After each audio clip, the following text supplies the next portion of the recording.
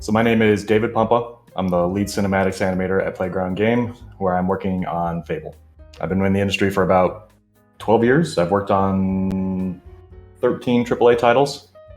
And I freaking love animation. Just so much. Well, that's kind of a funny story. I always loved cartoons and animation when I was a kid, but back when I was young, you saw cartoons and movies and video games and that kind of thing, and you thought to yourself, okay, that's cool, but that's not a real job.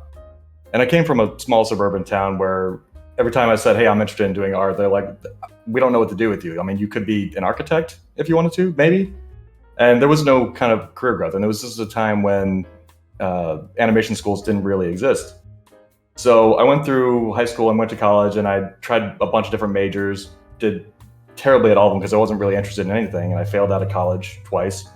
And then in this kind of like last ditch effort to come up with something, I found that there was a game design program at a local community college. And I was like, well, screw it, I'll try that. I'm not doing anything else really. And I worked harder at that program than anything else in my entire life. It was obscene. But after a while, I realized, hey, this is a community college. I'm not going to be able to get a job just graduating from this place. So I went to Full Sail University, where I majored in game art.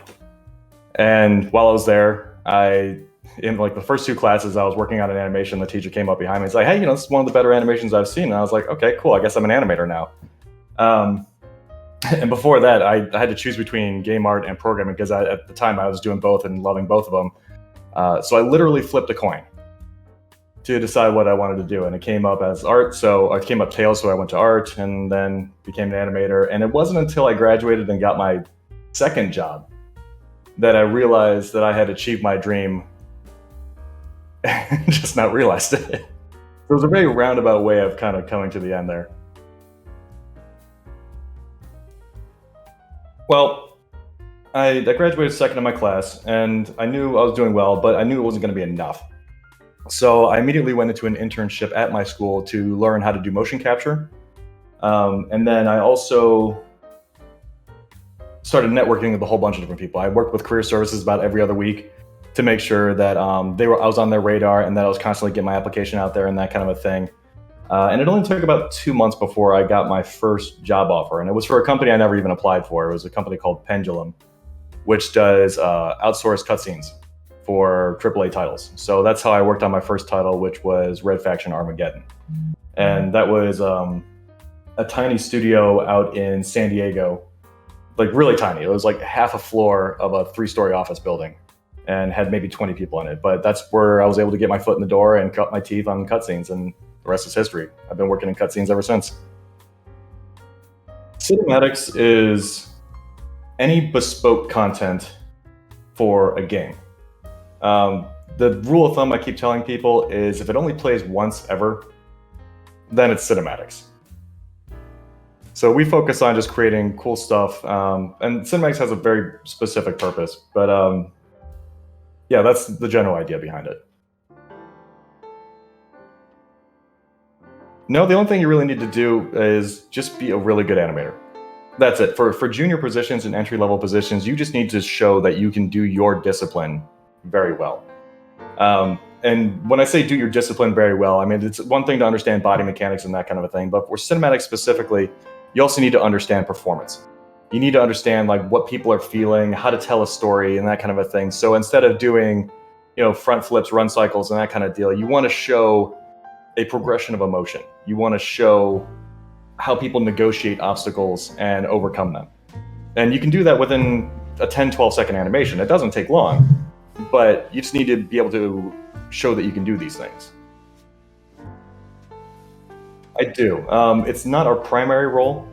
It's more like, hey, what content have you guys already created? And can we put that in a trailer? And if we know we're going to be putting it into a trailer, then it gets another pass where we try to like ratchet up the quality. And then in certain situations, like near release time, we will actually outsource to a pre-rendered trailer company that will just take a cutscene lane and just like blow it out, just really do amazing stuff with it. And you'll see it like right before launch. Like Sony's a real big fan of doing this, where they'll do kind of like an in-game trailer, they'll do a story trailer, and then 2 months before release, they'll come out with this trailer that just is quality-wise twice as good as anything that a game engine can actually produce. So, short answer is no, we don't do trailers too much, but obviously cutscenes already lean into that concept pretty well. Just because we use cinematography so much, it's a lot easier to take like a screen grab of that or a clip of that and put that in a trailer than it is to do gameplay side when you're looking like either from a first-person perspective or behind the character the entire time. It's hard to get a sense of emotion or stimulate any kind of excitement from that. Surprising fact, the majority of cutscenes are not actually done by the developer. Cinematics takes a ton of work, a ton of work, and a lot of resources. And a lot of times, developers, they aren't set up for that kind of work. So what they'll do is they'll outsource it to multiple companies and churn out just hours and hours of cutscenes. And the great thing about cutscenes is because they live in isolation, there's no real input. You don't have to worry about how gameplay is going to factor into it and that kind of a thing. It makes it very easy to hand it off to somebody else and be like, okay, well, polish this up, make it clean. So developers might do a lot of the pre-production for it, but the majority of the actual cleanup and the hard grinding goes out to other people. So about half my career has been in those types of outsourced companies. And the advantage of those is you get to work on a lot of AAA games in a very short amount of time, and you get to create quality that can go on your reel and look just fantastic. At a core level, no. Good animation is good animation. I don't care who you are. So if you can execute, if you know how to do proper body mechanics, if you understand the 12 principles, and you can actually create good animation, no, that's not that much of a difference. As you progress upwards, you will see those two areas start to diverge. For instance, cinematics focuses way more on storytelling, whereas gameplay focuses way more on how do the visuals feel on the sticks. So when cutscenes, we have time to make our point. We have time to tell the story. We can really take the moments and really kind of maximize them as much as possible. Whereas gameplay animators, they have a very limited amount of frames to work with. And they also have to blend thousands of animations together, and it all has to feel very fluid and feel responsive on the controller. So yes, you may want to do this massive anticipation with a giant weapon and then swing it forward and crash into things, but if you do that on the gameplay and you try to hit the A button over and over again to execute that move, it's not going to feel right. It's going to feel sluggish. It's going to feel like your controller's not actually doing anything. So it's the mindset of a gameplay animator versus a cutscene animator or cinematic animator is just vastly different. And then the other thing is the skills we tend to maximize on. So gameplay animators, they'll focus on action. So they're really focused on body mechanics and how to make things feel forceful and how to exercise weight and that kind of a deal. Whereas cinematics, they'll focus more on the performance side, like I was saying before. So how do you convey emotion? How do you block out these characters? How do you put them in a position so the composition actually elicits an idea or an emotion or things like that? So the higher up you go, the more these skills kind of diverge more and more. And it's kind of fascinating. Depends on what your role is within the company. So most of the time, the cinematography is done by somebody else. There's a massive difference between pre-production for a cutscene versus animation and polish. Pre-production is either done by a layout artist or a cinematographer or even an outsourced pre-production company. There's plenty of companies out there that do just pre-production and they do a great job with it. So it's not unheard of for an animator to jump in and do cinematography themselves. For instance, at my company, we make it a point that everyone involved in the cinematics department gets a chance to tell a story, to take a cutscene and be like, okay, this is the idea I'm trying to do, and this is how I'm going to convey the idea. And so they get to go in and do cinematography and try it out. And then everyone else who are bigger experts in the topic can jump in and be like, okay, I see what you're trying to go for. Let's do this and this and this to take your idea and really maximize its potential. And unfortunately, with cinematography, it's not normally a skill taught in animation schools. Like they can tell you simple things like, okay, make sure everything's in frame, don't waste real estate, don't do camera shake if you want to show off your animations. But a lot of these concepts really fight what cinematography is all about. And especially with animators, we tend to be biased about what we see in camera because we make cool shit and we want to show that stuff to people. And we can't have the camera only focus on like a foot or a face and have the camera shake around because we were like, no, I want them to see how cool my animation is. So we have to tend to be strongly biased. So that's why they typically break those roles up.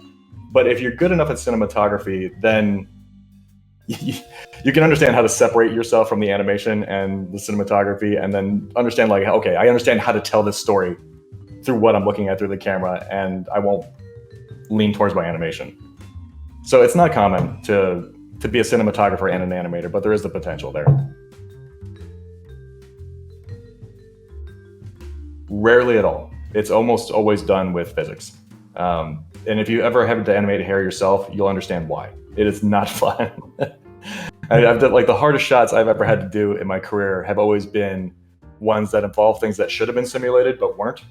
For instance, like I did a shot in Uncharted 3 where young Drake had to take a necklace off of his neck and hand it off to somebody. And animating that piece of string was just stupid challenging and not fun. And the end result really wasn't much. All you had to do was make sure it didn't look wrong. You can't have fun with something, just make it look not fun, like, or make it look not wrong. So no, we don't typically animate hair. We typically leave it off the dynamics. And if afterwards, after the dynamics are done, we go back in and clean it up so it's not clipping through the shoulder or the neck, or they're creating a better silhouette or shape, then we can do that. It's an additive animation, but we don't do it from scratch. Oof. All right, so the short answer to this is it's the responsibility of a team to make a great game. It's the responsibility of a lead to make a great team. When you become a lead, you really have to let go of the fact that you're not going to be creating content anymore. Or if you are, it's going to be so minimum. Because the more time you're spending creating content, the less time you're spending creating the team and helping your team succeed. So a lead is a person who removes as many obstacles as possible so the team can just do what they do best, which is create amazing content. So I communicate with a bunch of different departments. I try to plan out a pipeline that's most efficient for them. And my big thing is I like to look at my employees, the way their time is spent, and figure out, okay, how can I make sure that they're spending 70% of their time animating every single day? And obviously I can't hit that number every single time, but it's being able to analyze, okay, are they spending too much time exporting? How much time does it take to integrate this stuff within an engine? Are they being bogged down about, is somebody else giving them a hard time? Are they getting along well with everyone so they can actually come to work and feel comfortable in the department? Because that's the other thing, is you want to make sure that if there is an issue, that everyone within your team is comfortable communicating with you and being like, hey, I'm kind of stuck here. Can you help me out? Because then, yes, you can. That's what you do best. So the idea is a lead is supposed to give everyone else the opportunity to succeed. That's what makes a good lead.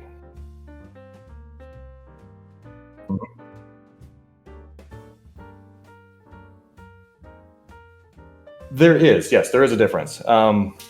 If you are familiar with game development, there's these things called levels of detail, which is where the character model will actually change based on how far it is away from the gameplay camera or the cinematic camera.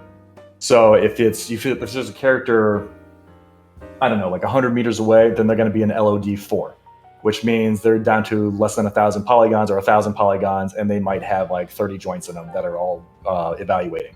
The closer you get, the more those numbers increase. So in cinematics, we have what we call LOD 0 or LOD -1, or just the cinematic quality, which is where we create characters that are so detailed that we couldn't possibly put them in gameplay without breaking everything. So a great example about this is face animation. So face animation, normally a gameplay character might have something like 30 to 50 joints in their face, but in cinematics, that number jumps up to 150, 200, 250, just so we can get every single emotion we possibly can. And it makes sense to do it this way, because the second you go back into gameplay, depending on what kind of game you have, like the camera may be behind the player, or it may be first person. You don't need to evaluate all those joints anymore.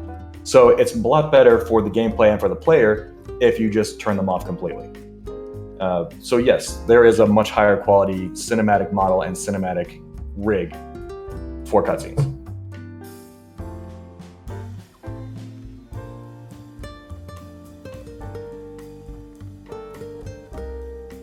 About 10 years ago, they used to be rendered and played back like that. And if you've ever heard of Bink videos, this is kind of how they did it. They rendered them out as image sequences, and then when the cutscene triggered, they would play the image sequence and just so the quality could be consistent and run at 30 FPS.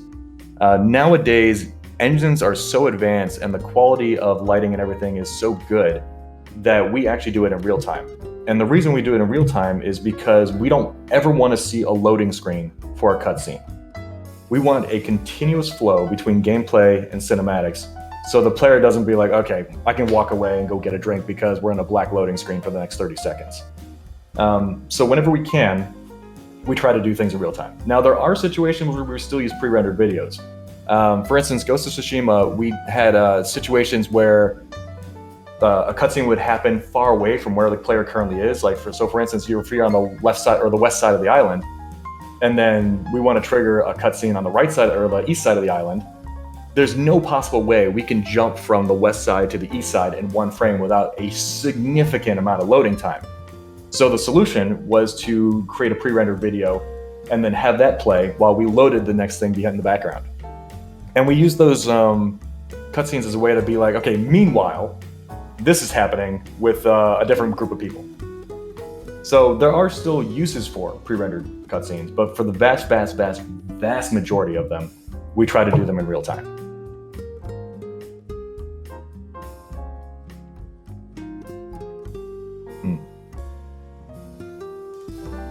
So I've worked on 13 titles at this point.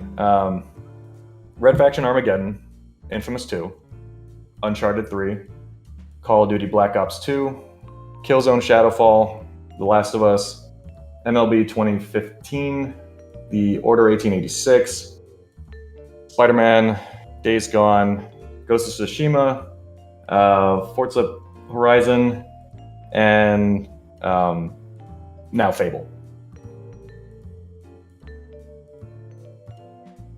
For one continuous shot, like going from gameplay directly into a cutscene with no interruptions.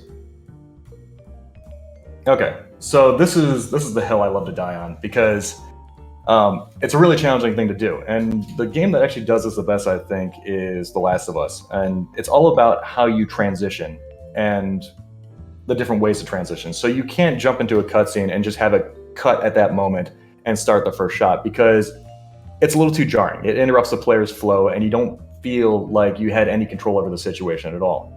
So I like to break up the transitions into 3 different types. One is the direct cut, exactly like I mentioned, where you hit a volume or press a button and you jump right into a cutscene. The other one is blending into it, where if you enter an area, you blend from your gameplay animation into the cutscene's first shot. And also the gameplay camera blends into that moment as well. The problem with that is it can feel kind of lerpy and really break the immersion of the situation. So you really have to be able to control where the player is going to be and what your endpoint for the cutscene is going to be. So for instance, we like to use things like doorways or small funneled areas, so we know exactly where the player is going to be, so you don't see that blend happen. It just kind of happens and you're like, oh, okay, I'm in the cutscene now, and it just felt right. The third thing is what I call a soft trigger. It's where you don't know where the player is going to be coming from. It could be a very broad area. And so what you do is you trigger, the player runs into an area, it triggers a cutscene. So the first shot of the cutscene plays wherever the player is currently standing. And you know you've lost control. You see the player's doing something unique, but by the time you get used to that, then you jump into the second cut of the cutscene where you actually like cut and teleport the player to the correct position, and suddenly you're in it. And it feels a little more natural. But the key to all of this, and making sure that there's a nice transition between gameplay and cutscenes, is maintaining the sense of player agency. The player has to feel like they entered the cutscene willingly. And there's a lot of different ways you can do this. One is to make sure there's an interaction. So there's a button prompt that says, hey, do this, and you jump into a cutscene and be like, oh, okay, I chose to do this. This is what's going to happen. The game is progressing forward.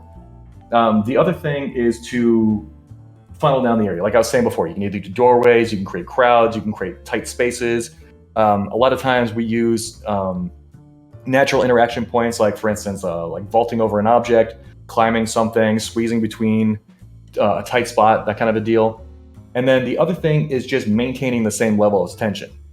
So a great example is within The Last of Us. There's a point where you're like running away from people, and it's really intense, and you've been running for the last 5 minutes. It's like, and you finally hit the end point, and you immediately jump from that end point, and it cuts, and you're in the cutscene, and you don't even feel like there was an interruption because the tension level was so high, and it just hit this climactic point, and then bam, you're in the cutscene, and then bam, the tension just bleeds off, and you feel like you're safe. But it was still your choice. It was still your willingness of going into the situation. So there's a lot that goes into maintaining the flow between gameplay and cutscenes that a lot of people just don't even realize, because if it's done well, you don't notice it at all.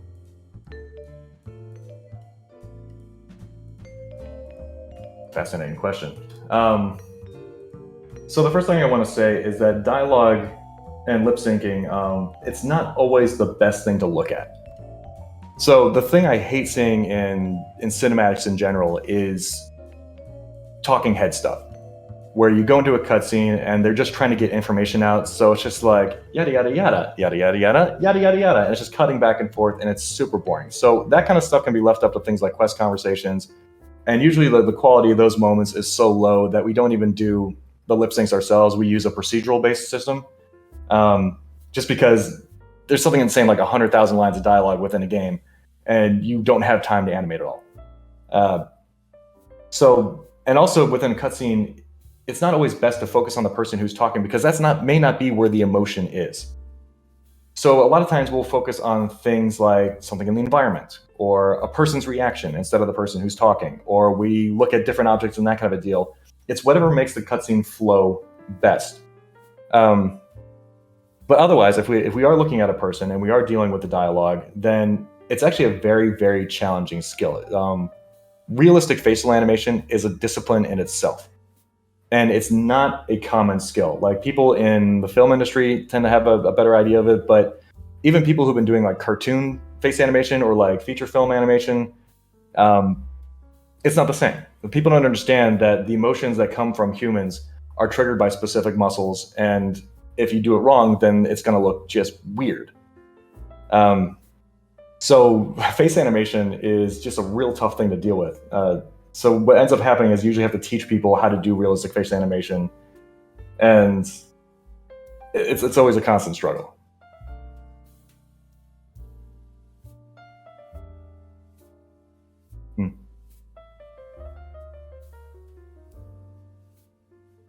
Sure. Keep it short. A minute is fine. Make sure you have some kind of dialogue shot in there where either one or two people are talking. Other than that, one good thing to see is the overcoming of an obstacle, where you tell a story within 10 to 15 seconds. So when I did my portfolio, my thing was, okay, a guy sits down to eat a can of food. He has a can opener, he has a can. He's all exhausted, he just wants to eat. He tries opening the can doesn't open. He tries again and again, and it builds up this action, and then he fails to do it, and when he like frantically tries to chew the can to open it up, he realizes that he can't, and then suddenly the stress of the world hits him, and he just breaks down and cries. It could be any situation, but I just want to see the difference of emotion as the shot progresses. So for instance, you can walk into a situation feeling happy and confident, then you hit this obstacle, you deal with the obstacle, you express rage or sadness or fear, and then you resolve it, and it's a different emotion again. So just seeing this minor story progression over time. The other thing I like to see is interactions. So don't just have people talk to each other, have them interact with their environment in meaningful ways. For instance, don't just have them stand and talk to one another. Put them in a coffee shop. Maybe one is sitting, maybe another one is pouring themselves a bowl of cereal. Have one of them, maybe they're in a firefight and one's trying to scream instructions to the other, while the other one's like freaking out and trying to regain their composure. The key thing I want to see is emotion and storytelling. So if you can give me 3 solid examples of that, then I'd be really happy.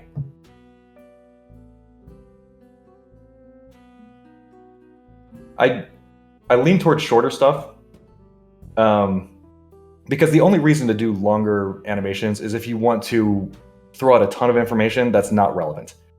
The best advice I can give for picking a shot to do is always start as if your shot is in the middle of a sequence. So for instance, you could have this whole storyline where a person tries to break into a temple to steal an object. You don't want to see the point where they walk up to the temple, where they transition into the room, where they walk up to the object, steal the object, and then do this dramatic escape out the other side. All I want to see is one clear moment of that. But it's still super important that you think about all these things that happen before and after your sequence when you make your shot. So again, to answer your question, pick smaller sequences, but have them start in the middle of whatever story you're trying to tell. It's a prefab. I've seen this done a couple different ways, but yeah, this is a prefab. Normally what happens is every single character within a game has a root joint that determines the position of the character within the world, and also attaches things like audio emitters and collision volumes and that kind of deal. So when these executions happen, usually what happens is you have that, sorry, it's not the root joint, it's the joint underneath it. It's like an alignment joint. And what happens is that alignment joint gets snapped to the root of the player. So the person who's getting executed gets aligned and forced into that player's position. And then that way the animations and the interaction can happen fluidly. And usually what happens is they try to cheat it by either blending the animations together or they do a camera cut right on the spot. The camera cuts in the cinematography can happen one of two ways. Either it's done through a cinematic system like Unreal Sequencer or Unity Cinematics tools, or they have camera joints. So the camera joints will have cameras attached to the player themselves, and then on the animation tracks, they will actually have events that says, okay, switch to this camera, or switch to this camera. And it's a way of doing a very lightweight cinematic without using the cinematic system itself. Normally it's like a 1 in 1,000 kind of thing. And I honestly don't think it's anyone's fault because we test these things to oblivion, trying to make sure that that kind of stuff doesn't happen. But every once in a while, just once in a blue moon, the two systems will clash up against each other and something will slip through where it just kind of falters. And that could be the fault of the engine, it could be the animation or programmers, but honestly, I don't think it's anyone's fault. It's just one of those things that tends to slip through. And with all bugs, there's priorities to all of them. So even if we do happen to see that 1 in 1,000 chance, we can't replicate it enough to make it a high priority. And there's way too many other bugs that happen right before shipping that we need to resolve to make sure that the players get the best experience possible. So a lot of times they just end up slipping through. For instance, like I can't remember, I think Black Ops 2, there was something insane, like 30,000 bugs that were still outstanding. But we needed to deal with the ones that were like S-class or A-class and that kind of thing, just to make sure that the player's gaming experience was not interrupted. So a lot of the D-class bugs that are just like minor visual instances, they just get skipped over. And it's for the benefit of everyone. Yes, I've done a bunch of crunch time. Different studios handle crunch time differently and they have different philosophies on it. I will say that crunch time is becoming less of a thing as our industry gets older. People understand that, employees are your assets, and if you burn them out, then they're not going to stick around. They're going to try to find greener pastures, and you're going to end up suffering way more than if you had just planned out accordingly and made it happen. The emphasis on production and scheduling and scoping has become way greater. The amount of producers I've seen hired at companies is far more numerous than it used to be. So you see things like crunch time just kind of fall off more and more. For instance, like, I don't know how much I want to talk about that. I'll just say that I used to do crunch time a lot more in previous years than I do now. Every studio I talk to now, they're like, listen, we hate crunch time, we avoid it as much as possible, and it's really, we don't want to put you in that situation. The work-life balance of companies is way better than it used to be.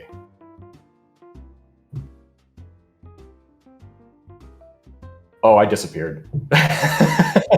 It was, there were some titles where I worked 12 hours a day, 7 days a week, for 3 months at a time. There was one time where I was on a project and I was crunching the entire time. Um, there was a time where I was crunching for a full year, where it was somewhere between 10 and 12 hours a day for 5, 6 days a week. And honestly, every other aspect of your life just shuts down. You forget what normal living is. And different companies deal with crunch time in different ways. Like, for instance, one company would feed us every meal, so we didn't have to worry about that. And then some would offer us like wash and fold services, so we didn't have to do our laundry. One company gave us massages once a week. And then one company would just dump money on the problem. They would give us food, they would give us snacks, they would give us they would hire other restaurants to do catering and that kind of thing. We had ice cream parties, we had drinking parties, we had just all sorts of stuff. But none of it makes up for the fact that you're spending all your time at the studio and not at home, not resting. So it's the amount of work you get out, or the amount of good work you get out of crunch time just falls off so drastically the more you work. So the best way to deal with crunch time is to not crunch at all. But it doesn't happen all the time. Sometimes things slip through and then you end up having to push just to make sure something gets shipped.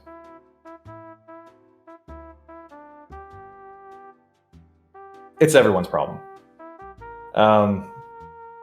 It's the artist's problem for being willing to do it. It's the developer's problem for wanting to create such cool things. Like the big problem we all face is we want to make the best game in the world every single time. There isn't a single developer who's like, oh, okay, let's make a subpar game and just ship it. We all want to make the cool stuff, and we all want to cram as much stuff into there as possible. But the problem is you can't. There's a very set schedule and a very set deadline we need to adhere to. So we go through this thing called scoping, where we kind of look at the games like, okay, we don't actually need this or this or this or this. Let's trim it down and make it actually shippable. And that's where producers come in and they kind of like set the schedule and that kind of a thing. And then it's also the publisher's fault, just because they want to ship a game in the set amount of time. There's a lot of money that's tied into this, and they want to make sure that they get a return on their investment. Not only that, but there's also the advertising and hype schedule you got to worry about. So a lot of people don't realize this, but for every dollar that you invest into a game for development, you're also spending $1 on advertising. So if you have $40 million on a game, you're going to be spending $40 million on advertising just to make sure your game reaches the ears of the people. And that hype schedule is very specific. They're like, okay, we're going to spike a little advertisement here, here, and then here, here, here as we get closer to shipping. So if we don't adhere to that schedule, then suddenly that hype schedule is completely disrupted. And you will end up losing millions of dollars because people either get exhausted about hearing about your game all the time, or they won't know about it at all. So it's super important that we hit these deadlines. So it's a problem on 3 fronts. And it's not something that's going to get resolved tomorrow. It's not going to get something that's going to get resolved overnight. But it is getting better.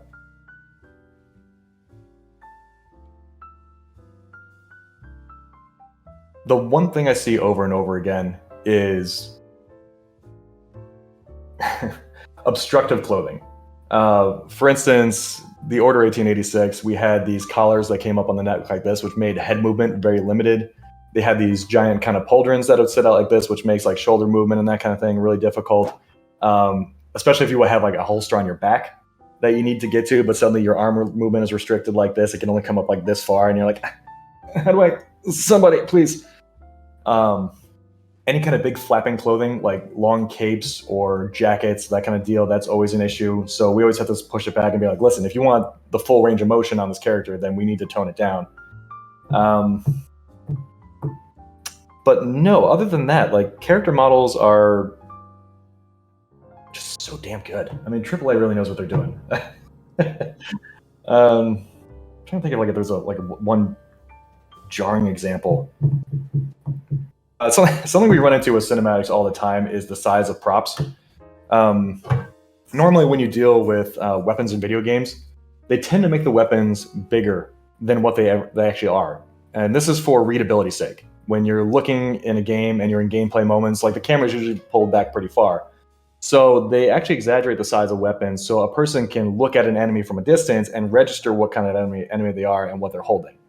It also makes it easier to see on the ground. But the problem is when you bring that weapon into cutscenes, you have this exaggerated prop, and suddenly it doesn't fit with anything you're trying to do. So the Order was a great example of this, where like the pistols were just absolutely huge, and they wouldn't even fit within the holster. So we would have to like change the angle of the camera and kind of do like some shaper controls on the holster to make sure the gun looked like it was in the holster when really it was going through the guy's rib cage.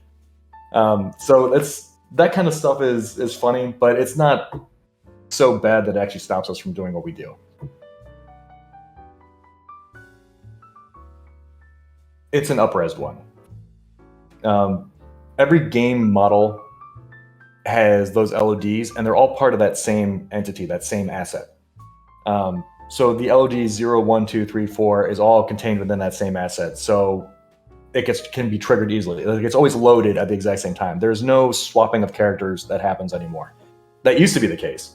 There used to be a separate cinematic model that people would like swap in. Like Days Gone actually still did that. We had cinematic models because every single cutscene was a fade to black and loading screen, and it was a mess. But it was so we always had the luxury of bringing in a cinematic model with all the up-res joints and up-res like meshes and that kind of deal. But typically, no, that's not the case. So if you're just starting, like for instance, if you're under 18 and you're just starting to get into your animation journey, it's okay to do animation in your free time and that kind of deal. But the thing I think you should focus on the most is not the software and the skills. It's getting out there and doing stuff. The big advantage I see with people who are just starting out in animation are the ones who actually understand how to move their body. It's really hard to animate throwing a punch if you've never thrown a punch before. It's really hard to do gymnastics or dancing if you've never gotten out of your chair and done something. The best animators, the animators who have the biggest advantage early on are the ones who participated in things like sports, gymnastics, martial arts, acting, or anything that involved them getting out of their chair and just doing something and understanding how their body moves. When you understand kinematics, you understand animation a lot better right out the gate.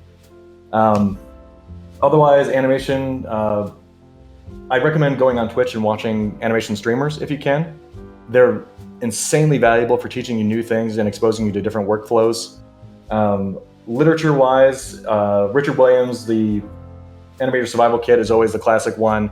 If you want to get into cinematics, this book is absolutely gold. It's Acting for Animators by Ed Hooks, and I'm sorry if my camera's flipped horizontally, but it's only 86 pages long, but every single page in here is insanely valuable for just learning how to tell a story through animation and as quickly as possible. I've read this 2 or 3 times. I live by it. I swear by it. It is a fantastic, fantastic book. Otherwise, if you want to do cinematography,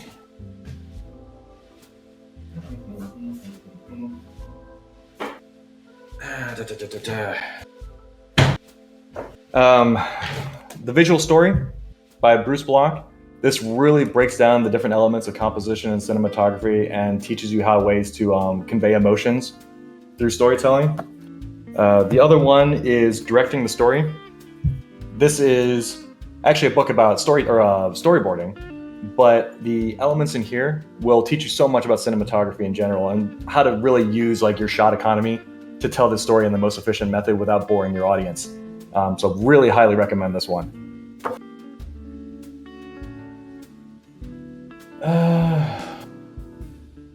I think my favorite stuff was actually in The Order 1886.